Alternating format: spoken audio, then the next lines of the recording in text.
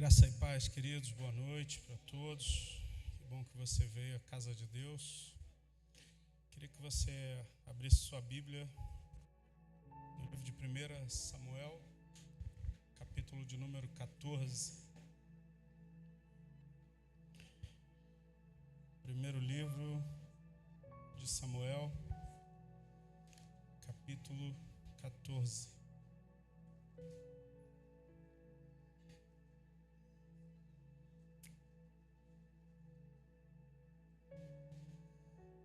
Eu queria que, se você já abriu, feche os teus olhos. Nós vamos orar pela irmã Orma. Ela passou pela cirurgia e está retornando para casa. Nós vamos orar agradecendo ao Senhor e pedindo que Deus a sustente na recuperação. Vamos orar pelo irmão Ângelo, que está passando por esse período de pós-operatório. Você pode fechar os teus olhos. Obrigado, Senhor, pela vida dos teus servos. Bendizemos a Ti por eles. Pedimos que o Senhor os sustente nesse tempo, que a Tua mão esteja sobre cada um deles, dando livramento, paz, paz e saúde. Que se recuperem prontamente, em breve possam estar de volta à casa do Senhor, para cultuar o Senhor junto conosco e celebrar o Teu nome. Obrigado por tudo. Nós pedimos que Tu fale ao nosso coração através da Tua palavra. Ela é viva, poderosa e eficaz. Oramos em nome de Jesus. Amém e amém. 1 Samuel capítulo 14. O verso que a gente vai ler, o verso de número 15. O texto bíblico diz assim: houve grande espanto no arraial, no campo e em todo o povo. Também a mesma guarnição e os saqueadores tremeram, e até a terra estremeceu, e tudo passou a ser um terror de Deus. Repetindo o texto, diz: houve grande espanto no arraial, no campo e em todo o povo. Também a mesma guarnição e os saqueadores tremeram, e até a terra se estremeceu, e tudo passou a ser terror de Deus. Eu quero falar nessa noite sobre um tempo que antecede uma grande vitória. Eu acredito, se eu perguntar aqui quantos querem ter vitória na sua vida, é lógico, ninguém nasceu para ser derrotado. Nenhum ser humano nasceu com desejo: eu quero ser derrotado. Tem uns que são tão competitivos, que se a gente brincar de palitinho, ele briga porque perdeu no palitinho.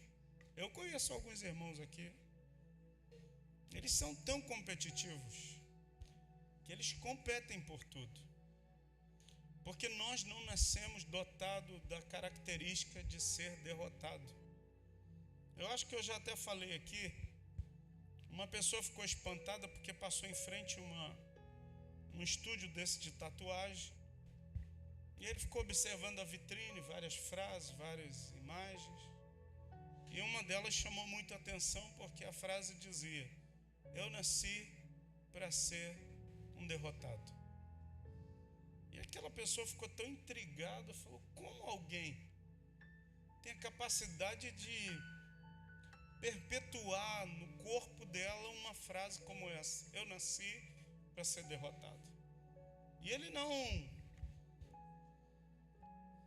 se dando por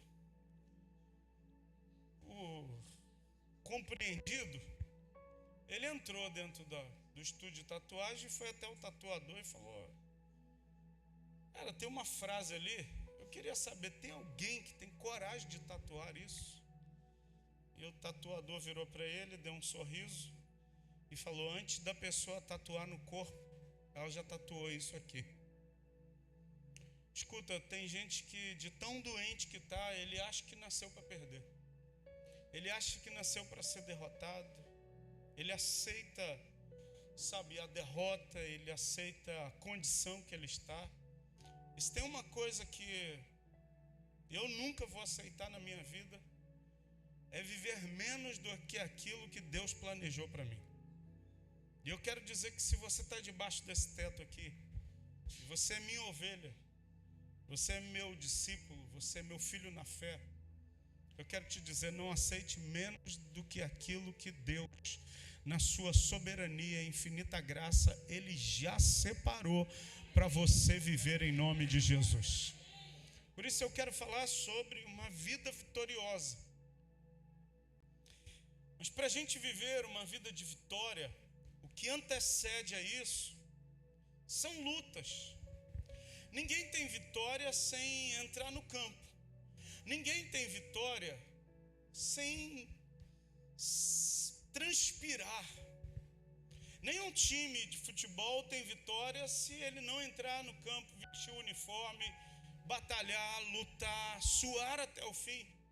Nenhum atleta ele consegue obter a medalha de ouro, o tão sonhado pódio, se ele não transpirar, se ele não se dedicar. Alguns atletas olímpicos eles chegam a treinar 4 anos para depois de 4 anos a performance melhorar um pouco, porque o projeto dele não é 4 anos, mas é no 2º ano, ou seja, no 8º ano ele obter o sucesso que a medalha de ouro e subir no pódio. Eu quero dizer para você, querido, que uma vida vitoriosa em Deus também implica em transpiração em muitas coisas. Também implica da gente, sabe, fazer aquilo que cabe a nós, mas a nossa grande dificuldade é entender essa matemática, que aquilo que cabe a nós, eu tenho que fazer. Mas tem algo no processo ou no que determina uma vida vitoriosa que cabe só a Deus. Mas nós costumamos trocar os papéis e nós queremos fazer aquilo que só Deus faz. E aquilo que cabe a nós fazer, nós estamos desleixados, negligentes, nós deixamos de lado. E eu quero dizer para você, querido, que nós como igreja estamos perto de viver uma grande vitória na nossa vida espiritual. Pastor, essa está ligada à vida financeira da igreja? Não. Essa vitória está ligada a um bem material da igreja? Também não. Pastor, e se Deus nos dá um terreno, uma grande vitória, é uma grande bênção. É uma grande bênção. Se Deus nos der um lugar onde a gente possa ter a escritura na nossa mão e dizer, isso aqui é nosso. E eu louvo a Deus porque tem alguns irmãos aqui que me fazem sonhar. Alguns irmãos aqui que sonham junto comigo. Um irmão da igreja falou assim, pastor, eu sonho com isso. E eu às vezes andando de carro, olho para um terreno e falo, esse terreno estava bom para a igreja. Isso me alegra muito. Mas eu quero dizer que a grande vitória da igreja não é um terreno. Pastor, por que não? Eu conheci um pastor e uma igreja. Eles congregavam num lugar bem menor do que o nosso. E apareceu uma oportunidade deles comprarem um terreno de 1.000 metros quadrados. A igreja aceitou o desafio, compraram, passaram acho que 4 ou 5 anos pagando aquilo ali, e no finalzinho começaram a construíram um galpão gigante. O pastor disse que dava ali umas 900 a 1.000 pessoas naquele galpão. O final da história foi que aquele casal de pastores hoje está separado. Nenhum dos dois pastoreia mais a igreja. E as ovelhas, quando o líder é ferido, as ovelhas se dispersam. Muitas ovelhas se dispersaram. Então, obter uma vitória financeira, uma conquista de um bem, não é a vitória que Deus tem para a minha vida e para a sua. Está consequente, está junto do pacote da grande vitória de Deus na sua vida, mas a vitória que Deus tem para você é muito maior. Você pode olhar para quem está do seu lado e dizer assim, a vitória que Deus tem para a sua vida é muito maior. Ela inclui a sua família inteira caminhando junto com você. ela inclui você e sua casa servindo ao Senhor, ela inclui a tua vida no centro da vontade de Deus, ela inclui você vivendo os projetos e planos de Deus na sua vida. E esse texto vai dizer que houve um grande espanto no arraial, no campo, em todo o povo.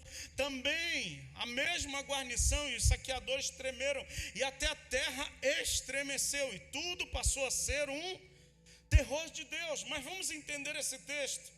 O capítulo 14, no versículo 1, diz que Israel estava sendo agora acuado pelo seu maior inimigo. Quem era o maior inimigo de Israel? O povo filisteu. E os filisteus, eles tinham uma vantagem sobre o povo de Israel, porque os filisteus eram aqueles que trabalhavam e eram os ferreiros, eles sabiam trabalhar com metal, mas eles não franqueavam isso para ninguém. Ou seja, pastor, por que isso era algo além, era uma vantagem para eles? Porque em Israel só quem tinha espada eram duas pessoas, o rei e o príncipe, mas ninguém tinha espada. Pensa você lutar contra um exército maior que você, mais armado que você, e dentro do teu exército só tem duas pessoas que têm espada para lutar.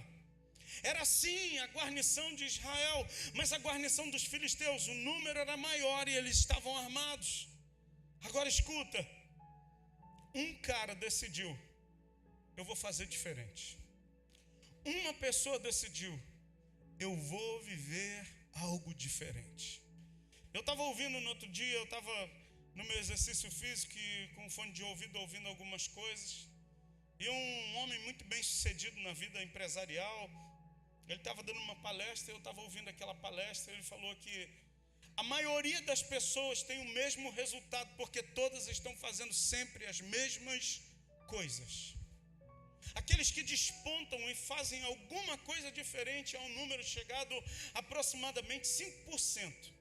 Eles têm um resultado diferente de toda a massa. Mas existe uma camada de 1% que decidiu inovar e fazer diferente de todo mundo. Ele decidiu ir na contramão de todo pensamento que foi imposto. Exemplo. Minha família, ninguém nunca experimentou disso. Na minha casa, todos nós nascemos desse jeito e a gente morre assim. Na minha família, todo mundo nasce assim, cresce assim, morre assim. A nossa vida vai ser sempre assim. 1% decide romper com isso e assume, sabe, um lugar de protagonista da sua história e diz assim, mas eu vou viver algo diferente. Eu quero dizer para você que nós não somos uma igreja como outra igreja. Não quero aqui menosprezar nenhuma outra. Não quero aqui dizer que nós somos melhores do que nenhuma outra. Não, eu quero dizer que Deus está nos empurrando e nos levando para a gente alcançar uma vitória que a gente nunca teve. E a gente precisa sair desse lugar que é cômodo. Porque fazer o que todo mundo faz é cômodo. Agir como todo mundo age é cômodo, a gente está acostumado. Não, e a gente não quer sair do nosso costume. E eu quero dizer para você que sair do nosso costume, da nossa rotina, incomoda a gente. Incomoda. Eu conheço alguns aqui, sei que tem rotina, incomoda você. Alguns irmãos mais perto da liderança, eles são sistemáticos e metódicos. Exemplo, para pregar, para abrir um culto, para fazer qualquer coisa, tem que mandar um memorando com 2 meses de antecedência. Tem que acusar esse memorando para ele se preparar. E aí tem todo aquele preparo e toda aquela coisa. E eu estou treinando essa turma assim, um dia antes eu estou falando, Deus já falou com você? Pastor, Deus falou o quê? Eu falei, você está ouvindo Deus ou não? Pastor, mas o que Deus está falando? Eu falei, Deus está falando, você não está ouvindo? E alguns eu estou empurrando para sair desse lugar de comodismo, sabe por quê? E a Cristiane estava lembrando disso no outro dia. Eu falei, Cristiane, com a gente foi na pancada, irmão. Meu pai era calmo, era tranquilo, sabe? Ele tinha mãozinha que tremia, mas ele sabia empurrar os outros no meio do fogo. O ministro de louvor, sabe por que eu canto hoje? Sabe por que eu estou à frente do louvor, a pastora também? Porque a pessoa que cantava no louvor da igreja do meu pai era um irmão que ele era muito animado, e ele orou por nós, para eu e Cristiano irmos para a igreja, e aí ele ficou um tempo com a gente, e num domingo para o outro ele decidiu ir embora e não falou nada, só foi. E meu pai falou: olha, meu filho, o irmão fulano de tal, acho que ele não vem mais. Eu falei: como assim? Ele não vem mais. E assim, falta 10 minutos para começar o culto, é você que vai ministrar o louvor. Eu falei: o que é ministrar? Eu sei o que é música, mas não sei o que é ministrar louvor. Ele falou: é cantar e dirigir a igreja. Eu falei: mas eu não sei, pai. Ele: vai dar tudo certo, meu filho. Ele saiu rindo, irmão. Pensa, pedestal na frente, com o microfone, a guitarra pendurada. Eu falei: gente, eu acho que vocês têm que ficar em pé. Eu não sei o que tem que fazer não, mas me ajuda aí. Irmão, eu fiz mas tanta coisa errada. Você não imagina o tanto de coisa errada que eu fiz. Mas eu estava fazendo. Eu estava produzindo. Com erros, com falhas, com tropeços. Mas eu estava ali, correspondendo à palavra do meu pastor. E ele, com toda a paciência: você vai conseguir, meu filho. Às vezes ele falava assim: calma, Júnior. Ele era tranquilão. Calma, meu filho, vai dar certo. Escuta, Deus tem uma vitória para a sua vida também. Deus tem algo que você ainda não experimentou, que os teus olhos ainda não viram, que os teus ouvidos ainda não ouviram. Você tem algo para você tocar, para você apalpar, que você ainda não apalpou. Tem uma conquista para você vivenciar, que você ainda não vivenciou. Mas escuta, tem que vestir o uniforme e tem que entrar em campo, irmão. Você está me ouvindo bem? Eu acho que o microfone não está bom, eu não estou ouvindo bem, mas eu espero que você esteja. Escuta, irmão, não tem como a gente ter vitória se não vestir o uniforme, entrar em campo e falar: eu vou jogar essa partida. E a Bíblia diz no versículo de número 1: sucedeu que um dia, pode melhorar o meu microfone aqui, por favor? Sucedeu que um dia disse Jonatas, filho de Saul, ao jovem escudeiro: vem e passemos a guarnição dos filisteus, que está do outro lado. Porém não fez saber ao seu pai. Escuta, a Bíblia vai dizer que Saul era o rei, ele tinha 600 homens com ele, debaixo de um pé de romã, de uma romanceira, e eles estavam ali. E aí, o que a gente vai fazer? Os filisteus estão vindo, a gente vai morrer, eles vão dominar o nosso povo, a gente vai ser destruído. Sabe aquela reunião que não sai de lugar nenhum? Aí um tem uma ideia, fala: vamos fazer isso. Outro: não, essa ideia não vai dar, essa ideia não vai dar. E aí aquele bate-papo que não sai nada, não produz nada, não resolve nada, não vai para frente a vida de ninguém. Estavam batendo papo, Jonatas olhou aquilo e falou: eu vou fazer diferente. Eu quero dizer para você, meu irmão, sai daqui hoje, faz diferente. Pastor, a minha família sempre fez assim, faz diferente. Na história da minha família sempre foi assim. Então decide você, a partir de você, algo novo acontecer em nome de Jesus, irmão. Sábado a Cristiane estava aqui no culto de mulheres, e quando eu cheguei em casa, eu fui pregar numa igreja, ela veio para cá. E eu terminei de pregar, peguei minha mochila, estava andando na rua, fiz até o vídeo falando do culto de manhã. Quando eu passei em frente à casa, o pessoal que faz parte da família lá distante, eles moram, o que separa a gente é uma ruazinha, uma travessa. Eu vi um monte de carro, eu falei: caramba, a rapaziada da Corimba está toda aí, vai rolar batuque. E o batuque deles, irmão, não respeita nada, não respeita horário, não respeita vizinho, não respeita ninguém. Eles começam na hora que é para terminar, 10 horas que todo mundo tem que baixar o volume, eles levantam deles. Teve um dia que foi parar, era 2 e tal da manhã. Eu cheguei em casa, eu falei: oh meu Deus, estou cansado, preguei a tarde toda, Cristiane vai chegar com as meninas agitadas, vão querer minha atenção, eu preciso descansar, amanhã tem 2 cultos. Aí eu liguei a televisão, daqui a pouco começa, toc, toc, toc, toc. Falei: pá. Falei, a macumba vai começar. E aí começou. Uma macumbada terrível. Cristiane, quando chegou, as meninas chegaram, deram um beijo, bênção, pai e tal. Aí eu já comecei a ouvir o modo intercessora hardcore. Senhor, meu Deus. Ela já subiu a escada já no clamor forte. Amarrando os capeta. Escuta. Se eu fosse fazer igual a minha família, por parte do meu pai, a gente não estaria aqui. A gente não viveria o que estamos vivendo hoje. É uma grande mentira do diabo aqui, que você vai viver aquilo que seus antepassados viveram. Escuta, se foi bom, glória a Deus, mas tem algo melhor. Se foi algo melhor, Deus tem algo extraordinário. Deus sempre tem algo mais. Ah, pastor, na minha família não foi assim, então Deus quer fazer a partir de você algo novo. Você está entendendo isso? Por isso que o apóstolo Paulo vai dizer, olha, transforme pela renovação do entendimento de vocês. Romanos 12, verso 2 diz, transformai-vos pela renovação da vossa mente, para que vocês experimentem a boa, agradável e perfeita vontade de Deus.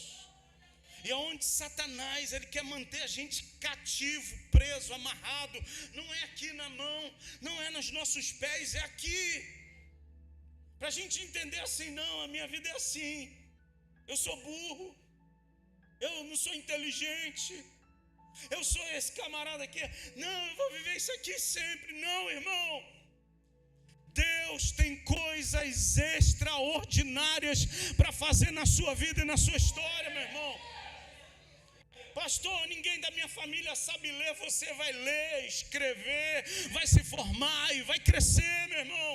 Pastor, ninguém da minha casa saiu de Nilópolis, saiu de Realengo. Você vai além dos limites que colocaram para você. Deus quer te levar muito além, meu irmão.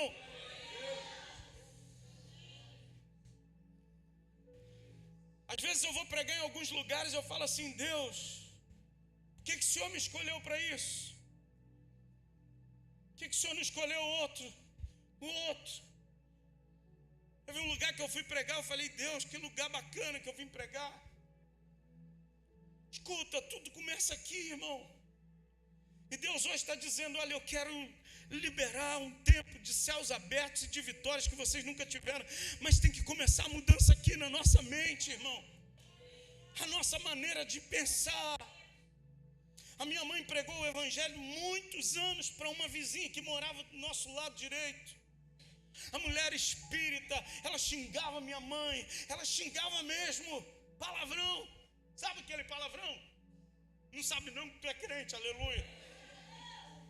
Mas ela xingava palavrão e minha mãe, deixa a mulher para lá, ela não quer não. Um dia, essa senhora entrega a vida para Jesus numa igreja lá em Nilópolis. E vai falar para minha mãe, Dona Alice, eu quero te agradecer. A senhora sempre falou de Jesus para mim, sempre falou do amor de Deus.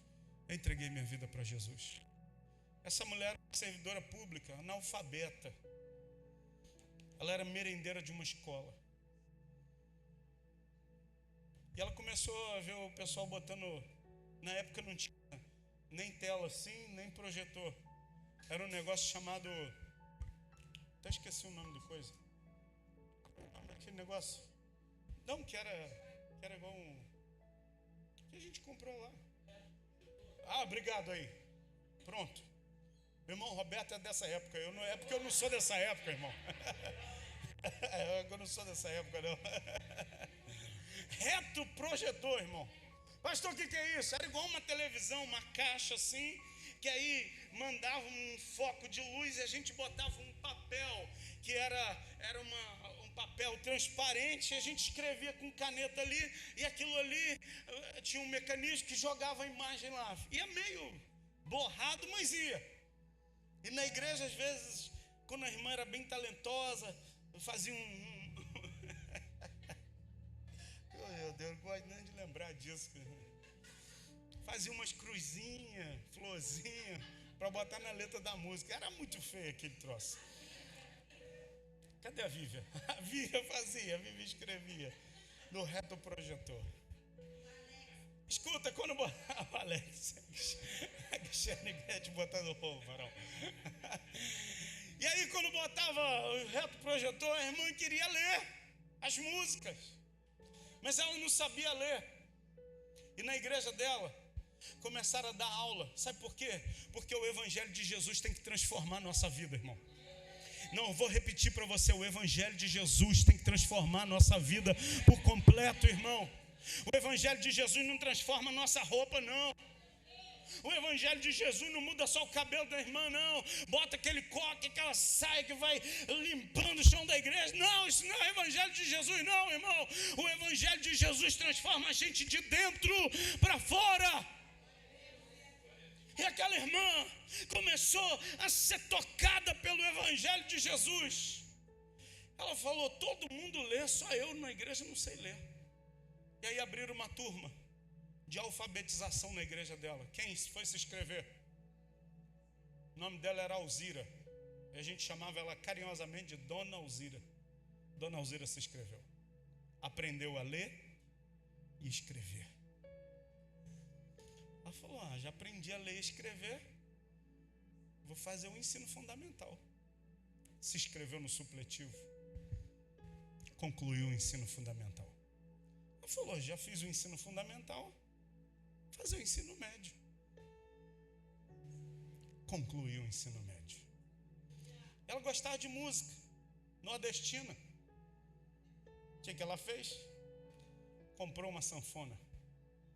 Todo dia, 5 horas da tarde, irmã Alzira ia para o quintal dela, que dava do lado da varanda da minha casa.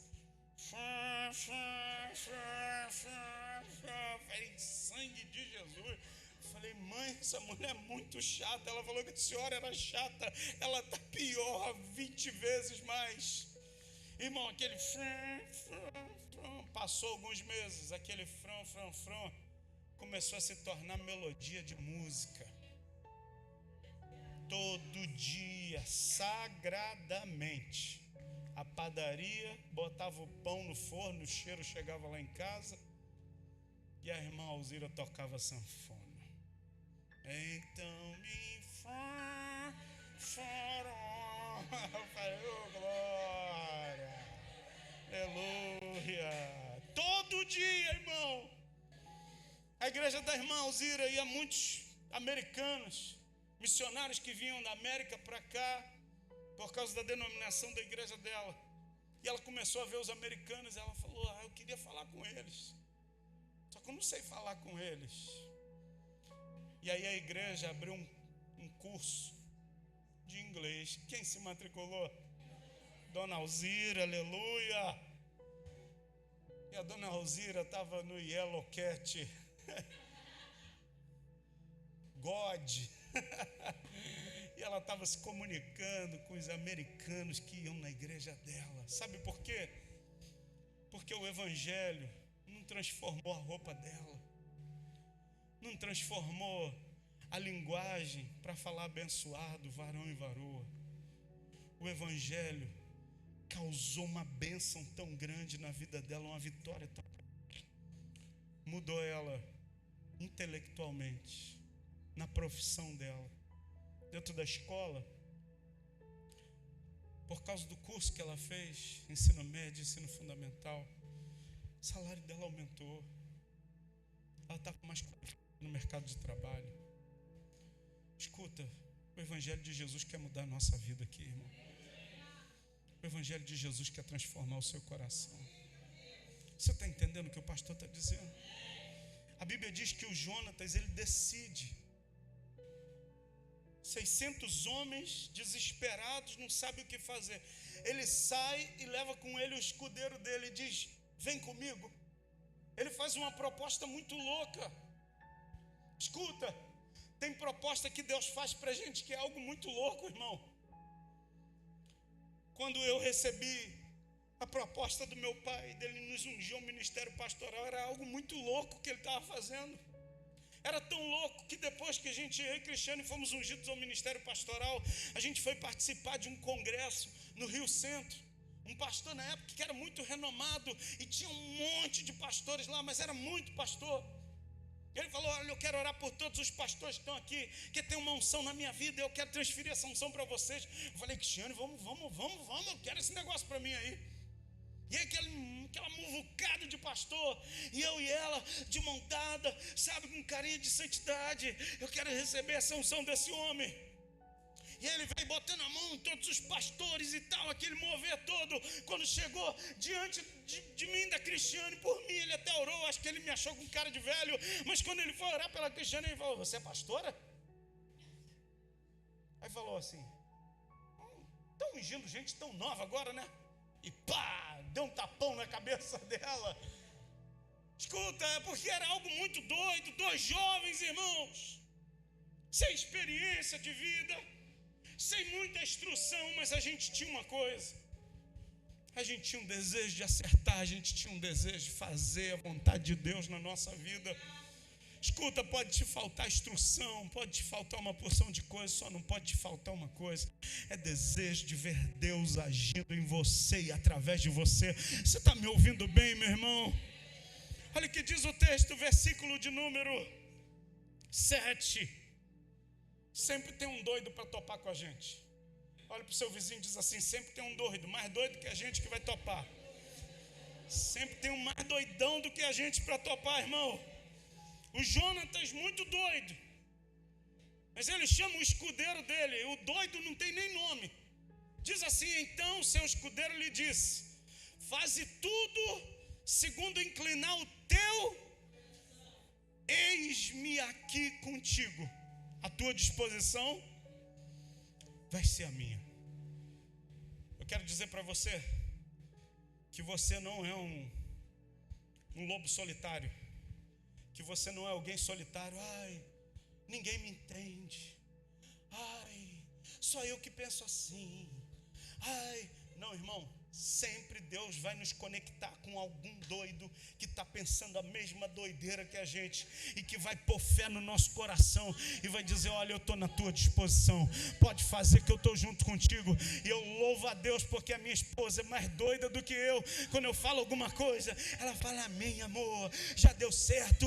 E aí ela vai para o cantinho dela e começa a oração dela, irmão. Escuta, desde que a gente começou, só tem dado certo todos os dias. Pastor, mas só tem dado certo e é só vitória? Não, irmão, é só vitória, mas é luta após luta para eu obter vitória.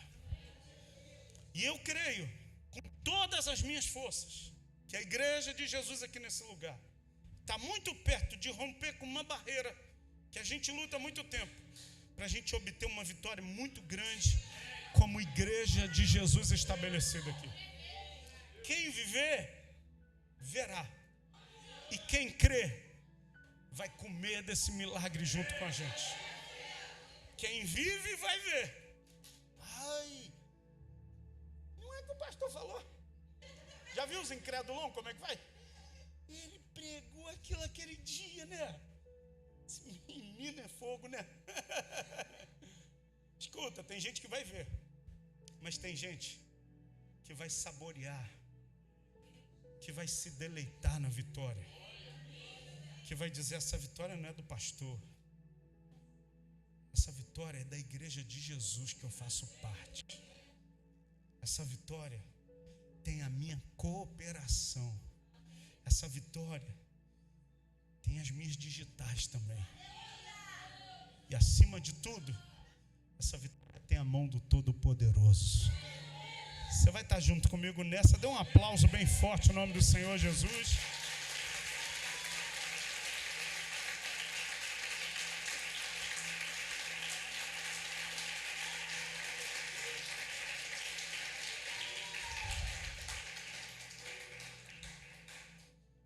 O escudeiro fala: ô Jonatas, o que você tiver no teu coração inclinado para fazer, eu estou junto contigo.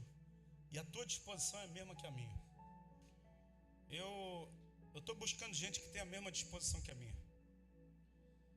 Disposição como, pastor? É o mesmo coração. Pastor, o que está pulsando no teu coração? É ver almas se rendendo a Jesus aqui. Eu vou confessar para vocês, meu coração não está pulsando mais por outro lugar. Pastor, então a gente vai ficar aqui? Não estou dizendo isso.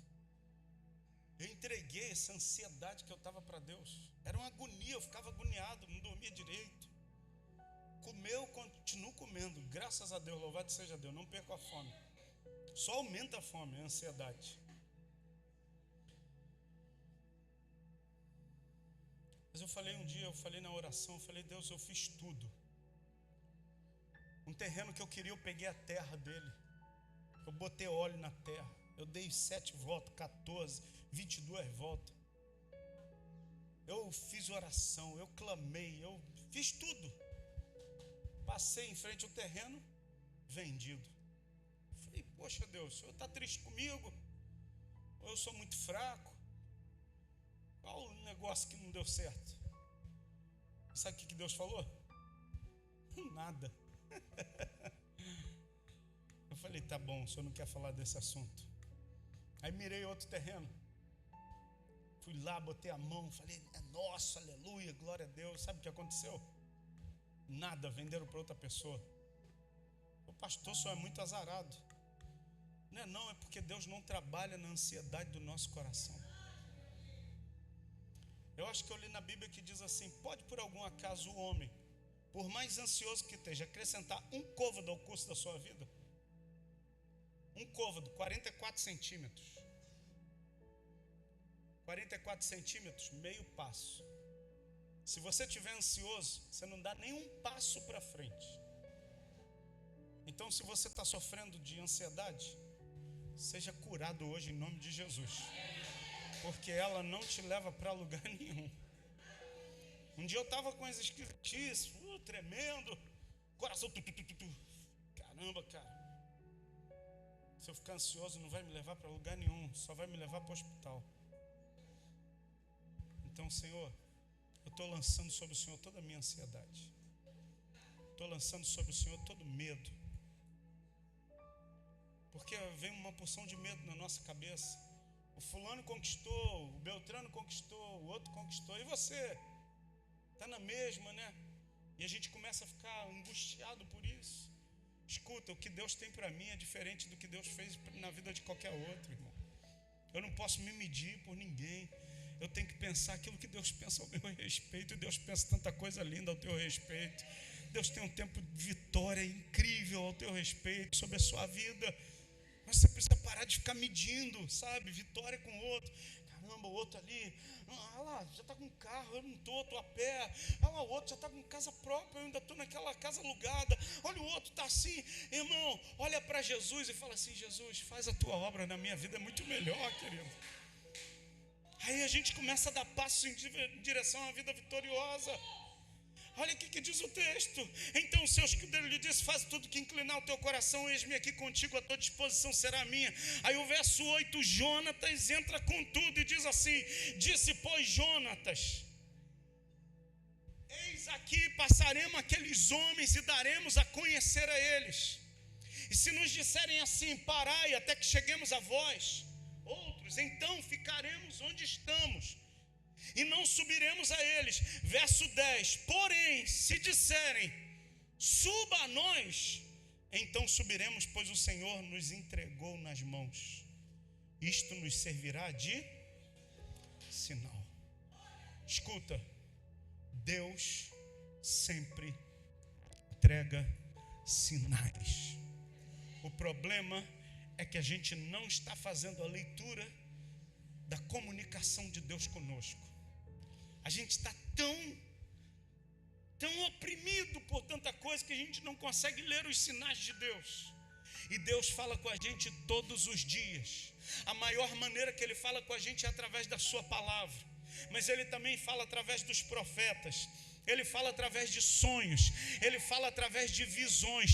Tem gente que dá mais crédito àquele profeta que você está passando no meio da rua. Tem gente que fica assim, né?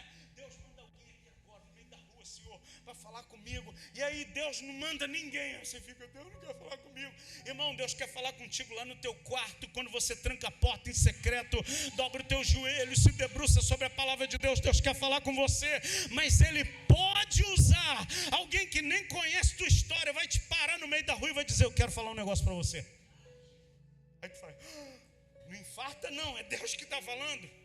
Às vezes Deus não usa porque a gente está tão incrédulo que a gente vai falar, alguém falou. Essa pessoa sabia de alguma coisa da minha vida. Tem gente, já sabia que tem gente que me parou e falou assim, alguém falou da minha vida para o senhor, né? Por isso que o senhor pregou isso no culto, né? Nem falou nada, vai orar, sai para lá. Não é possível. Escuta, irmão. O Jonatas disse, o escudeiro, você está topando, né? Tua disposição é a mesma que a minha. Então é o seguinte, nós vamos nos mostrar para um monte de homens, 2 caras contra uma multidão. A gente vai se mostrar para eles. Se eles falarem assim, desce, a gente não desce não, que é furada. Mas se eles falarem assim, a gente está subindo aí, que a gente vai dar uma lição em vocês, é sinal, Deus entregou ele nas nossas mãos. E eu quero dizer para você, fique atento aos sinais de Deus. Ele continua falando. A maneira maior e mais linda que ele fala é quando ele revela a palavra no nosso coração. Mas ele continua falando através dos profetas, sonhos, visões e revelações de Deus. Você está entendendo isso?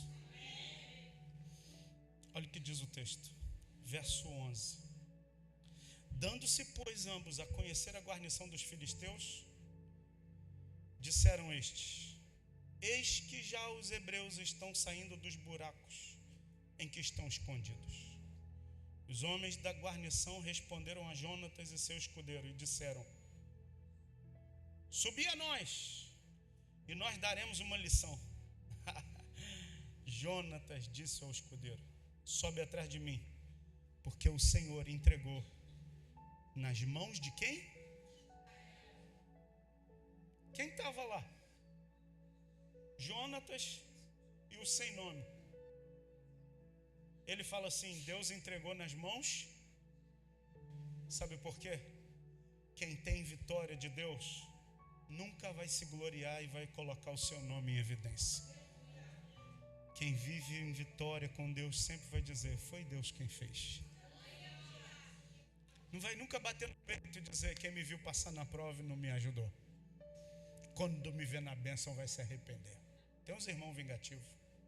Não. Quando a gente vive a vitória de Deus, a gente fala, Deus está entregando para nós. Não é algo meu. Por isso que eu quero dizer que Deus vai nos entregar como igreja. Um tempo de grandes vitórias em nome de Jesus. Versículo 13. Então trepou Jonatas de gatinhas. Que isso, pastor? Usando 4 apoios, os 2 pés e as 2 mãos. Os 2 foram subindo de 4. E o seu escudeiro atrás do Jonatas. Os filisteus caíram diante de Jonatas. E o escudeiro os matava. Lembra que eu falei que só quem tinha espada era quem? O rei e o príncipe. Naquela batalha, o escudeiro não tinha espada não. O Jonatas fala assim, olha, fica com a minha espada, que eu vou com o escudo na frente. Quando os caras vinham, Jonatas levantava os caras com o escudo. Quando eles caíam atrás, o escudeiro vinha só fatiando, irmão. Só no manto. Picando um por um. Toma mais um, toma outro. Olha o versículo 14. Sucedeu esta primeira derrota em que Jonatas e seu escudeiro mataram perto de 20 homens em cerca de uma geira de terra. Houve grande espanto no arraial, no campo, em todo o povo. Também a mesma guarnição e os saqueadores tremeram, até a terra se estremeceu, e tudo passou a ser um terror de Deus. Agora volta só no versículo de número, eu pulei aqui o verso, Jesus, cadê o mistério aqui? Sim, versículo 4. Eu vou encerrar minha mensagem agora. O Jonatas chama o escudeiro, ele topa ir na loucura dele. Só que para eles chegarem onde os filisteus estavam, eles tinham que passar por dois penhascos muito íngremes. O nome de um se chamava Bossés e o outro Sené. Entre os desfiladeiros pelos quais Jonatas procurava passar a guarnição dos filisteus, deste lado havia uma penha ou penhasco íngreme e do outro outra. Um se chamava Bossés e o outro se chamava Sené. Olhe para o seu vizinho e diz assim: Bossés e Sené. Bossés significa brilho excessivo, glória. Para a gente obter vitória, às vezes a gente passa por um caminho de glória. Você já viveu aquele tempo que tudo dá certo? Você chuta para fora, a bola entra no gol. Tudo que você faz dá resultado. É quando a gente está enfrentando o penhasco do Bossés. Pastor, por que era brilho, glória? Porque era um penhasco que o sol batia nele, e quando o sol batia, saiu um brilho daquela rocha. E aí o pessoal chamou aquele penhasco de Bossés. Eu quero dizer para você, para a gente chegar num tempo de vitória, a gente vai passar por um momento de glória também. Você vai experimentar da glória de Deus. Mas não se vive só de glória. Olha para o seu vizinho e diz assim: não se vive só de glória. Eu quero encerrar falando do outro penhasco. O nome do outro chamava Sené. Um era onde o sol batia e soltava um brilho. O outro era um penhasco cheio de ponta de pedra. E Sené significa espinhoso. Porque para a gente ter vitória, a gente passa por um momento bom, mas a gente também passa pelos espinhos. A gente também passa por um terreno que às vezes espeta, machuca a gente. A pastora estava falando aqui, ela gosta de lembrar dessas coisas. Eu não gosto não, irmão. Passou, ficou lá atrás. Ela gosta de lembrar que eu só tinha uma blusa cor de abóbora. Hoje ela decidiu lembrar que ela só tinha uma saia. Eu cheguei em casa, ela falou: amor, eu estava ouvindo essa música, você lembra disso? Eu falei: o quê? Ela: nessa época eu só tinha uma saia, você só tinha aquela blusa cor de abóbora. Irmão, eu vazei para a cozinha para comer. Eu falei: não vou dar ideia para ela não. Ela veio atrás, irmão. Ela veio atrás. Difícil, né? Eu falei: Cristiane, agora tem comida para a gente comer. Naquela época não tinha não. Escuta, irmão, a gente passou por momentos difíceis. Não tinha comida para comer. Só tinha, eu já falei aqui, arroz e chuchu. E ainda tinha uns sem vergonha que vinha comer meu arroz e chuchu, irmão. Me deixava na prova. Sabe, eu só tinha uma blusa, cor de abóbora mesmo. Ela só tinha uma saia. Hoje ela falou: amor, a gente não tinha nada, né? Eu falei: Cristiane, agora tem, graças a Deus, está melhorando. Ela falou: né, amor? Eu falei: Cristiane, vou virar a página. Ela: né, amor? Hoje eu fui olhar meu sapato, né? E você vai me dar outro de aniversário, né? Espertinha, né, gente? Sabe por quê? Porque o tempo do Sené me tornou mais forte, irmão. O tempo do Sené acabou com as minhas frescuras. O tempo do Sené me fez mais resistente. Pastor, te tornou mais duro, mais resistente. Deus quer tornar você mais resistente. Eu falei aqui no domingo que tem uns crentes fraldinha, né? Tem uns crentes chupetinha também, irmão. Tudo chora.